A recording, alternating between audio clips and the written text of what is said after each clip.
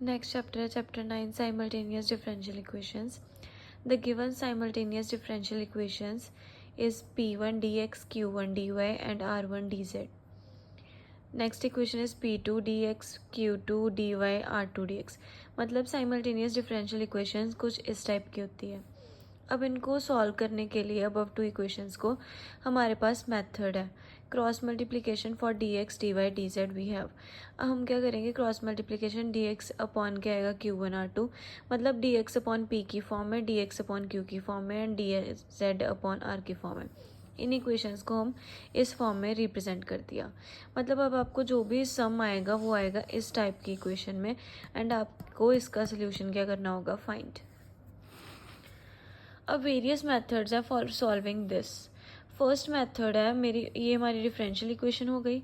अब हमने multipliers choose करने हैं l m and n which are functions of x y z और कॉन्स्टेंट्स. या तो जो हम एल एम एन चूज़ करेंगे वो कॉन्स्टेंट्स होंगे, या फिर जो हम एल एम एन चूज़ करेंगे मल्टीप्लायर्स वो क्या होंगे, functions of x y and z. अब हमने क्या लेना है, ये जो हमारी गिवन इक्वेशन है 1, इसको इज इक्वल्स टू लेना है l d x plus m d y plus n d z. L क्या है, फर्स्ट मल्टीप्लायर, ये डी एक्स के साथ मल्टीप्लाई होगा. एम क्या है, सेकेंड मल्टीप्लायर. एन क्या है, थर्ड मल्टीप्लायर. अपॉन क्या आएगा, l p m q n r. अब हमने मल्टीप्लायर कुछ इस तरह के चूज़ करने हैं कि हमारा जो l p m q n r है वो किसके इक्वल आ जाए, 0 के इक्वल. फिर हमारी जो न्यूमरेटर वाली इक्वेशन है वो भी किसके इक्वल हो जाएगी, 0 के इक्वल. एंड हमने देन इसको क्या कर देना है, इंटीग्रेट. हमारे पास क्या आ जाएगा, सोल्यूशन.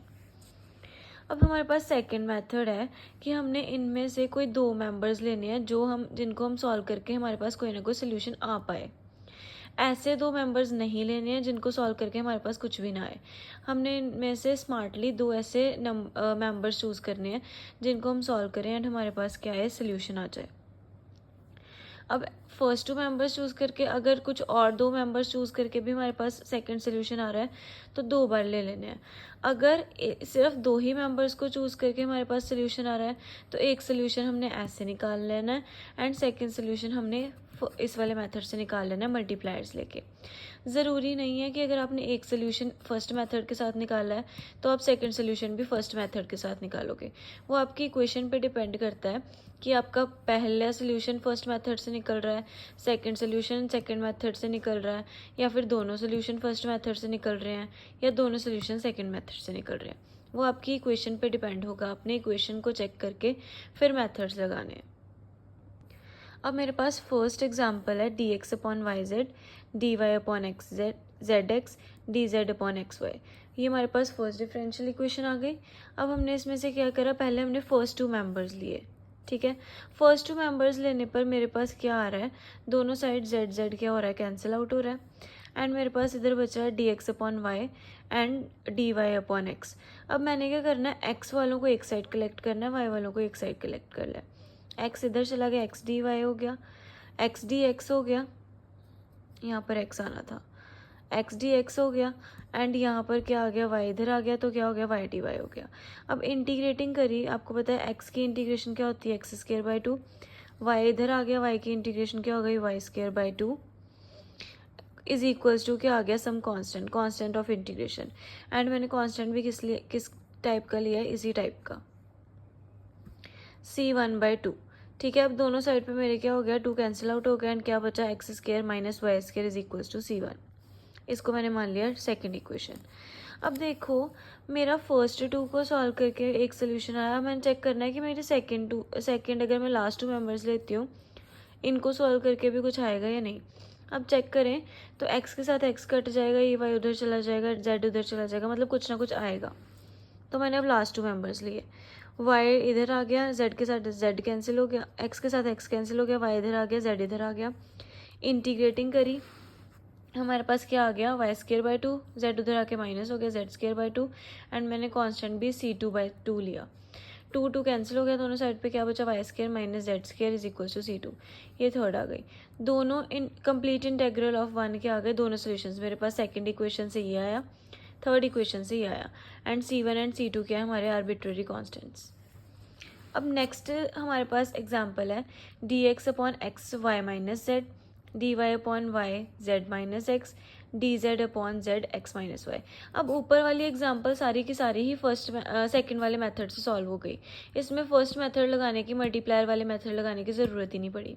अब इस वाले एग्जाम्पल में देखते हैं कि मल्टीप्लायर की ज़रूरत है या नहीं। अब ये देखो, अब इसको अगर मैं नॉर्मली सॉल्व करूँ तो कुछ भी कैंसिल आउट नहीं हो रहा, जैसे मेरी फर्स्ट एग्जांपल में हो रहा था। मेरे पास कुछ भी नहीं आएगा, मतलब ये मेरी सेकंड वाले मेथड से सॉल्व नहीं होगी, मुझे इसमें मल्टीप्लायर वाला मेथड लगाना पड़ेगा। अब मैंने आपको बताया था जो मल्टीप्लायर्स आपने लेट करने हैं वो इस टाइप के करने हैं कि आपका जो नीचे एल पी एम क्यू और एन आ रहा है वो क्या बने 0, एंड आपके जो मल्टीप्लायर्स हैं वो कॉन्स्टेंट्स भी हो सकते हैं एंड एक्स वाई जेड का फंक्शन भी हो सकते हैं। अब इसमें आपके जो मल्टीप्लायर्स मतलब एल एम एंड एन, ये मैंने क्या लिया, तीनों के तीनों 1। अब मल्टीप्लायर्स कैसे लेते थे, इन्हीं के इक्वल आएगा मेरा l d x m d y n d z. L भी 1 है, एम भी 1 है, जेड एन भी 1 है, तो क्या बनेगा d x plus d y plus d z. And जी नीचे मेरा क्या आना था, l p m q n r. P मेरा ये चीज़ है, क्यू ये है, आर ये है। इसको मल्टीप्लाई करोगे जब क्या बनेगा, x y minus x z. ये सारी टर्म्स आपस में ब्रैकेट ओपन करके क्या हो जाएगी 0। मतलब इन मल्टीप्लायर्स के लिए मेरा डिनोमिनेटर क्या आ रहा है 0। देन जो मेरा न्यूमिनेटर था उसको मैंने 0 ले लिया, इंटीग्रेट करा, क्या आ गया x y z is equal to some constant of integration. अब नेक्स्ट में मैंने मल्टीप्लायर्स लिए एक्स वाई जेड का फंक्शन, क्योंकि मैंने 2 सोल्यूशन फाइंड करने होते हैं, एक मेरा ये आ गया सोल्यूशन, दूसरा भी मैंने फाइंड करना है। अब मैंने आपको बताया फर्स्ट मेथड लग ही सेकंड वाला मेथड लग ही नहीं सकता, बिकॉज हमारी ये सॉल्व नहीं हो रही, कोई भी कैंसिल आउट नहीं हो रही टर्म ऐसे ही। अब फिर से मल्टीप्लायर लिए वाले l d x plus m d y plus n d z. नीचे मैंने क्या करा, जब मैं इसको 1/x से मल्टीप्लाई करूँगी आपको पता है एक्स एक्स कैंसिल हो जाएगा, इसको 1/y से करूँगी वाई वाई कैंसिल हो जाएगा, इसको 1/z से करूँगी तो जेड जेड कैंसिल हो जाएगा, मेरे पास ये टर्म बचेगी। इनको जब ओपन करूँगी तो डिनोमिनेटर क्या बन रहा है, 0 बन रहा है। इन मल्टीप्लायर्स के लिए भी मेरा डिनोमिनेटर क्या बन रहा है 0। देन मैंने क्या ले लेना है, numerator. Numerator is equal to 0 आ गया, इंटीग्रेटिंग करी, 1/x की इंटीग्रेशन लॉग x, 1/y की integration log y and 1/z की इंटीग्रेशन लॉग z। अब इधर मैंने कांस्टेंट ऑफ इंटीग्रेशन भी कैसा लिया है, लॉग में। जैसा मेरी इधर वैल्यूज़ बनती हैं उस हिसाब से मैं अपना कांस्टेंट ले लेती हूँ। अब आपको पता है लॉग a प्लस बी का फॉर्मूला होता है लॉग ए बी। यहाँ पे log x plus log y log z आ रहा है, एक्स वाई जेड आ गया, दोनों साइड पे लॉग लॉग कैंसिल आउट हो गया, एक्स वाई जेड क्या आ गया, b के इक्वल। ये नेक्स्ट हमारा इंटेग्रल, फर्स्ट सोल्यूशन ये आ गया, सेकंड सोल्यूशन ये आ गया, दोनों आ गए हमारे पास, एंड ए बी क्या है मेरे पास, कांस्टेंट।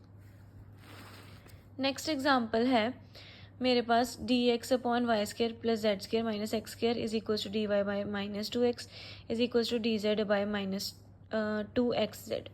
अब ये मैंने फर्स्ट इक्वेशन ले ली। अब देखो इसमें मेरी ये दोनों यूज़ करके मतलब सेकंड मेथड लगाकर इन दोनों पर एक सोल्यूशन आ जाएगा, बिकॉज मेरा -2x क्या हो रहा है, कैंसिल आउट हो रहा है। यहाँ पे नीचे क्या बचा, y एंड इधर क्या बचा, z। अब आपको पता है y के नीचे y ही है एंड z के नीचे z है, मतलब मेरे को टर्म्स इधर उधर लेके जाने की ज़रूरत नहीं है। y एक साइड पे ही है एंड z एक साइड पे ही है। अब मैंने इंटीग्रेशन करी, 1/y की इंटीग्रेशन log y, 1/z इधर आ गया, log z आ गई, कांस्टेंट भी कैसे लिया, log में। अब log a minus log b की फॉर्मूला क्या होता है, log a बाई b। यहाँ पे log y बाई z आ गया।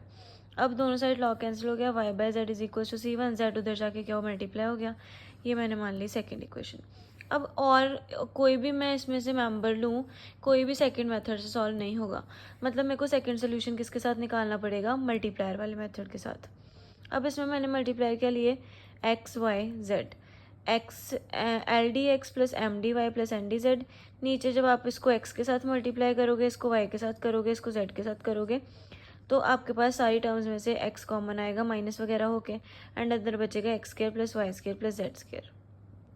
अब देखो मैं यहाँ पर सेकंड मेथड लगा सकती हूँ, इस जगह पर सेकंड मेथड लगा के क्या होगा, मैंने ये वाली दोनों टर्म्स ली, लास्ट 2 मेंबर्स लिए मैंने।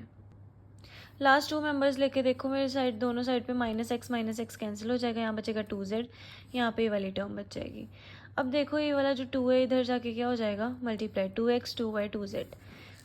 अब आपके पास डिफ्रेंसिएशन अगर f डैश x मतलब नीचे की डिफ्रेंसिएशन ऊपर हो रही हो, नीचे फंक्शन पड़ा है, तो इसकी डिफ्रेंसिएशन की वैल्यू क्या होती थी, log fx। यहाँ पे आ गया log fx, log fx आ गया, डिफ्रेंसिएशन की नहीं सॉरी इंटीग्रेशन की वैल्यू। इंटीग्रेशन अगर एफ डैश एक्स ऊपर होता था एंड एफ एक्स नीचे होता था तो इसकी इंटीग्रेशन क्या होती थी, लॉग एफ एक्स।